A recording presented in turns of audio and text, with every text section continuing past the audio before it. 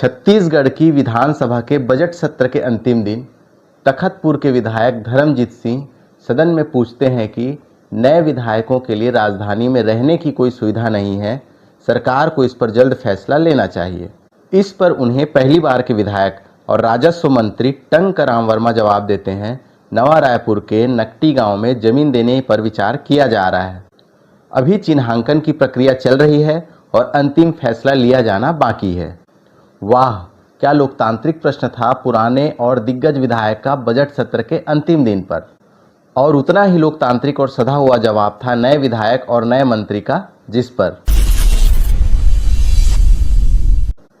आम जनता, जिसे विधानसभा की कार्यवाही में उतनी दिलचस्पी नहीं रहती, काम का कुछ मिला तो जान लिया, वरना क्या ही करना है सोचकर आगे बढ़ जाती है। अगर उसे मीडिया के जरिए बहुत अच्छे से इसका पता चलता कि नए विधायकों के लिए रायपुर में घर होना इतना जरूरी है, तो उसे कितना दुख होता कि बताओ, हमारे नए विधायकों के पास राजधानी रायपुर में घर नहीं है। कैसे करते होंगे बेचारे, रेलवे स्टेशन या बस स्टैंड में तो नहीं सोना पड़ता होगा उन्हें। यह सुनकर और भी मायूसी हुई होगी कि नवा रायपुर में जहां नए विधायकों के लिए घर बनने हैं, वहां गांव वालों का कब्जा है। बहुत से आमजन तो नाराज भी हो गए होंगे, कैसे सरकार की जमीन को अपने पुरखों का बताते हुए वहां अपने मकान बना लिए इन गांव वालों ने। ठीक है, प्रधानमंत्री आवास योजना के घर भी होंगे, लेकिन हमें उससे क्या। नए विधायक बेचारे क्या गांव वालों की वजह से सड़कों पर सोएंगे? गरीब जनता की सेवा करने विधायक बने, मोह माया से मुक्त लोगों को क्या इतनी भी सुविधा नहीं मिलनी चाहिए कि एयरपोर्ट के सीधे सामने लगती 4-5 करोड़ रुपए एकड़ की जमीन पर उन्हें परमानेंट मकान मिले? यह तो विधायकों के साथ अन्याय है। गांव वाले कैसे मोह माया से मुक्त जनप्रतिनिधियों का हक मार सकते हैं? छत्तीसगढ़ में तो विधायकों की तनख्वाह भत्ता वत्ता मिलाकर 1,60,000 के आसपास है। ये तो बहुत कम है। इससे उनका क्या ही गुजर बसर होता होगा। मंत्री लोगों को 1,90,000 के लगभग मिलते हैं। मंत्रियों के लिए तो और दिक्कत है, विधायकों से सिर्फ 30,000 ज़्यादा। इनकी वेतन वृद्धि सितंबर 2022 में हुई थी, उसके बाद हुई होगी तो नहीं पता, लेकिन जितना भी अभी मिल रहा है उतने में कैसे गुजारा कर रहे होंगे हमारे विधायक और मंत्री। विधायकों की पेंशन भी तो 40,000 के आसपास हुई है। बेसिक है शायद, ऊपर भत्ते वत्ते का पता नहीं। और बेचारों को एक ही बार की पेंशन थोड़ी मिलती है। कार्यकाल पूरा कर लिया तो हर कार्यकाल की अलग से पेंशन, सांसद रहे तो सांसद की अलग, विधायक रहे तो विधायक की। जितनी बार पूरा कार्यकाल उतनी बार पेंशन। देखा जाए तो दिन रात जनता की सेवा में जुटे रहने वालों के खुद अपने लिए बुढ़ापे या विधायक न रहे तब तक के लिए ये पेंशन भी कितनी कम है। क्या इसलिए ही तो युवा राजनीति में नहीं आना चाहते? बहुत कम आर्थिक उन्नति है इस राह में, सेवा ही सेवा करो, मेवा तो मिलता नहीं। और देखिए धर्मजीत सिंह के साथ राजेश मूणत जी के उदार मन को, जिन्होंने विधानसभा के प्रश्नकाल में यह गंभीर मसला उठाया था। राज्य की जनता बहुत तनाव में होगी कि हमारे निर्धन किंतु सेवा में 24 घंटे सक्रिय विधायकों की क्या स्थिति होगी, जिनके सर पर राजधानी रायपुर में छत नहीं है। तो मैंने सोचा उन्हें थोड़ी राहत दे दूं, कहीं चिंता में जनता इन विधायकों को अपनी संपत्ति न दान करने लगे।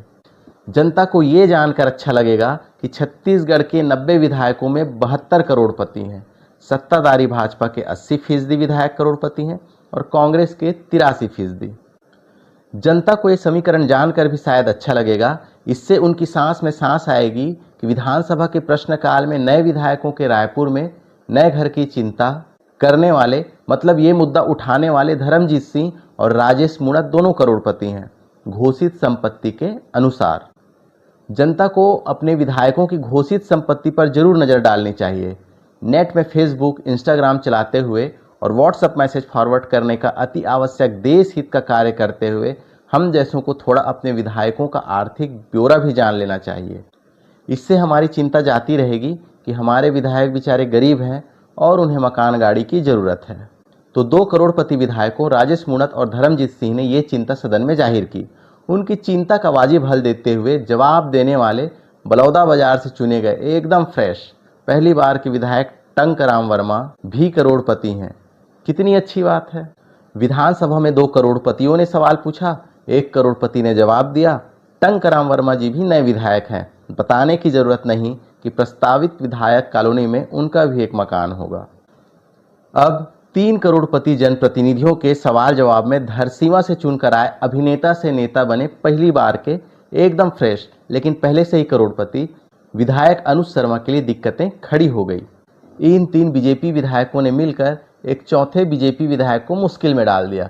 अनुज शर्मा की राजनीति अभी शुरू ही हुई है और हमने देखा है यूट्यूब पर नकटी गांव में उनके खिलाफ कितने आग बबूला हैं। उन्हें गुस्से में गालियां दी जा रही थी। क्या अनुज ने बुरे से बुरे सपने में भी सोचा होगा कि विधायक बनते ही उन्हें इस तरह गालियां सुननी पड़ेगी? वे पद्मश्री प्राप्त हैं, पद्मश्री होने की अपनी गरिमा है।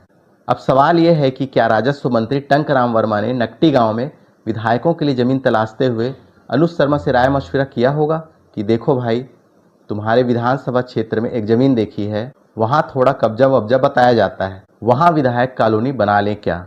ये मजाक की बात नहीं है।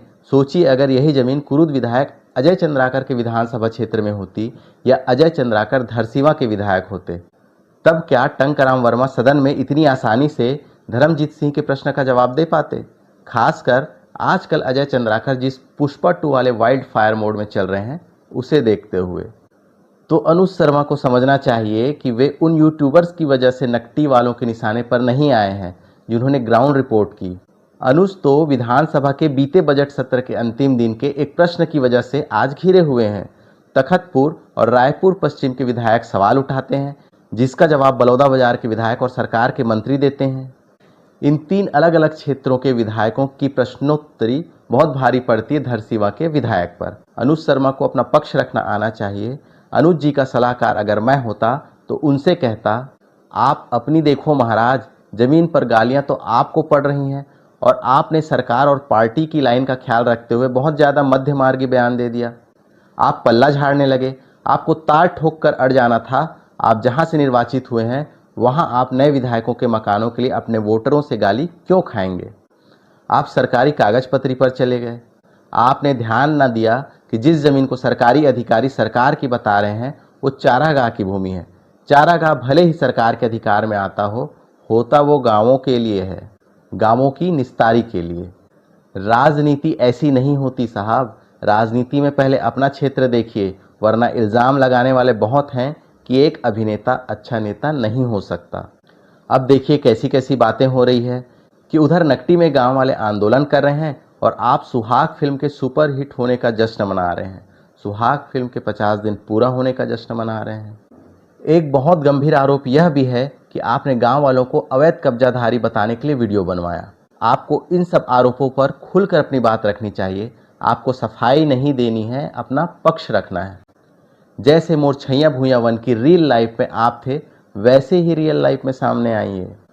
अब जैसे मतदाताओं को ये भी जानना चाहिए कि भाजपा से 33 विधायक ऐसे हैं जो पहली बार जीत कर आए हैं, यानी पहली बार विधायक बने हैं। इनमें से 26 करोड़पति हैं।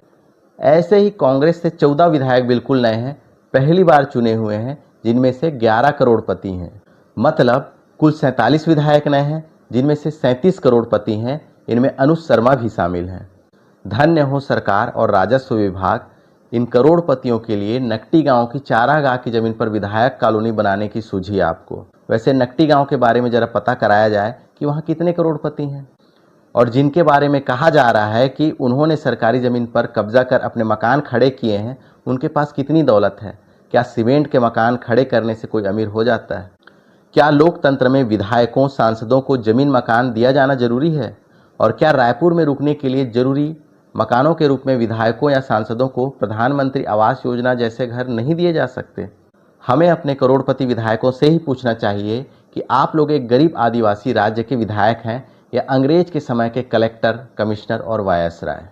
आप ही बताइए। विधायक निवास भव्य आलीशान 4-5 करोड़ रुपए की जमीन पर और एयरपोर्ट के सामने ही क्यों बनने चाहिए? इन नए लेकिन 37 करोड़पति विधायकों से मीडिया को यह प्रश्न पूछना चाहिए कि आपको राजधानी रायपुर में किस तरह का बंगला चाहिए? जैसा डॉक्टर रमन सिंह का मौलश्री विहार में है, वैसा क्या?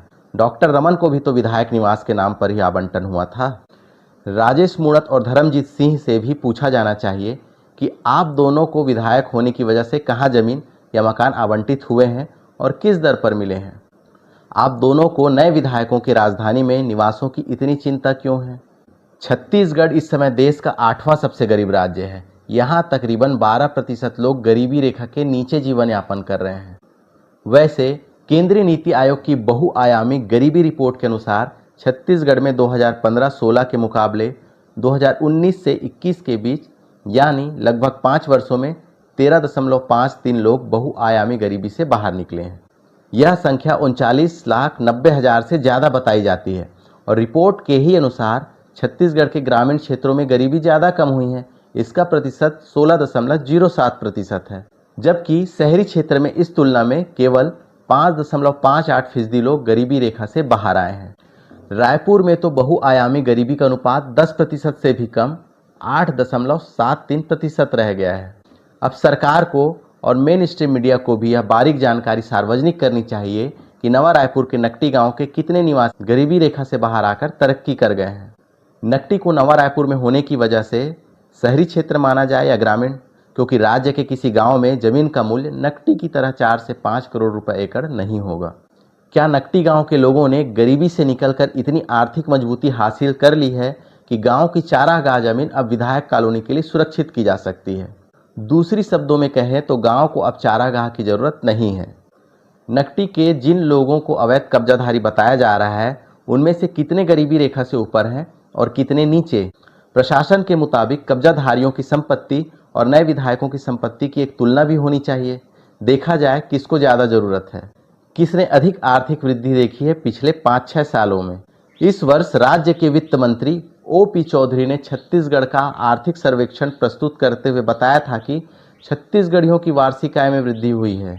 दैनिक भास्कर ने गणित निकाला तो प्रदेशवासियों की आय में 38 रुपये की वृद्धि हो चुकी है, अगर पिछली बार और इस बार के अनुमानित आंकड़ों की तुलना की जाए तो। खैर, मैं अवैध कब्जे के विरुद्ध हूँ, आदमी गरीब हो या अमीर, लेकिन नए विधायकों के लिए एयरपोर्ट के सामने की 37 एकड़ जमीन सुरक्षित किया जाना मुझे सही नहीं लग रहा।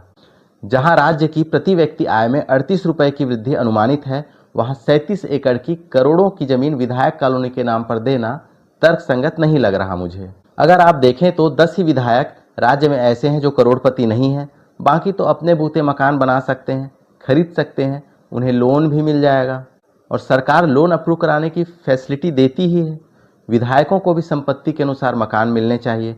देखा जाना चाहिए कि वे अपनी संपत्ति के अनुसार सरकार से जमीन या मकान पाने के पात्र हैं अथवा नहीं। वैसे विधायकों में किसी विधायक को यह सवाल भी पूछना चाहिए कि पुराने विधायकों, मंत्रियों, सांसदों के स्वामित्व में रायपुर और आसपास कितनी जमीन है, उनके पास कितने प्लॉट हैं, उन्हें ये जमीनें कैसे मिली, विधायक सांसद बनने के बाद उन्होंने जमीनें खरीदी या पैतृक हैं, खानदानी हैं, पहले से थी। यह जानना जनता के लिए बहुत जरूरी है, खासकर उन नकटी वासियों के लिए जिन पर आरोप है कि उन्होंने सरकारी जमीन पर कब्जा किया है। नकटी वालों को जानकारी दी जानी चाहिए कि कितने विधायक और सांसदों ने अपने कार्यकाल में रायपुर या आसपास प्रॉपर्टी बनाई है। क्या राजधानी रायपुर में अपनी जरूरत से ज़्यादा प्रॉपर्टी रखने वाले विधायक और सांसद अपनी जमीन विधायक कॉलोनी के लिए दान करेंगे या रियायत दर पर देंगे? मेरा ख्याल है अगले विधानसभा सत्र में राजेश मूणत और धर्मजीत सिंह को यह सवाल पुनः राजस्व मंत्री टंकराम वर्मा से पूछना चाहिए। मंत्री जी को बताना भी चाहिए कि राजधानी रायपुर में आसपास कहां-कहां विधायकों और सांसदों ने रियल एस्टेट यानी जमीन और मकान के धंधे में निवेश किया है। हो सकता है फिर नकटी गांव के मसले का हल निकल आए। अंत में एक सवाल अनुज शर्मा जी के लिए छोड़े जाता हूं। मैंने उनके आलीशान मकान का वीडियो देखा है यूट्यूब पर। बहुत ही शानदार मकान है, सपनों के आशियाने जैसा। अपने मकान का सुख भी अनुज ही बहुत अच्छे से बयां कर रहे हैं। वीडियो में दिख रहा है वे अपने मकान में कितना सुकून फील कर रहे हैं। अनुज जी, क्या आप भी इस प्रस्तावित विधायक कॉलोनी में मकान लेना पसंद करेंगे? नकटी गांव की उस जमीन पर। आपके पास तो रायपुर में ही इतना विशाल मकान है, लेकिन आप नए विधायक भी तो हैं, तो आप क्या कहेंगे?